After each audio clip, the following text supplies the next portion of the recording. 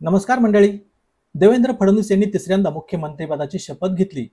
त्यानंतर अजित पवार आणि एकनाथ शिंदे यांनी देखील उपमुख्यमंत्रीपदाची शपथ घेतली आणि आता राज्यात देवेंद्र पर्वाला सुरुवात झाली. मुख्यमंत्रीपदाची शपथ घेतल्यानंतर देवेंद्र फडणवीस यांनी पहिल्याच पत्रकार परिषदेत लाडक्या बहिणींना एक खुशखबर दिली आहे. ते म्हणजे आता लाडक्या बहिणींना महायुतीने घोषणा केल्याप्रमाणे दर महिन्याला 2100 रुपये मिळणार आहेत. तर बघूया मुख्यमंत्री देवेंद्र फडणवीस यांनी मुख्यमंत्री माझी लाडकी बहीण योजना या संदर्भात नेमकं काय म्हटलंय. मुख्यमंत्री देवेंद्र फडणवीस यांनी म्हटलंय की लाडकी बहीण योजना आम्ही सुरूच ठेवणार आहोत, 2100 रुपये देणार आहोत. आर्थिक स्रोत निश्चित झाल्यानंतर जी आश्वासने दिली ती पूर्ण करू. त्यासाठी ज्या व्यवस्था करायच्या आहेत त्या आधी करू.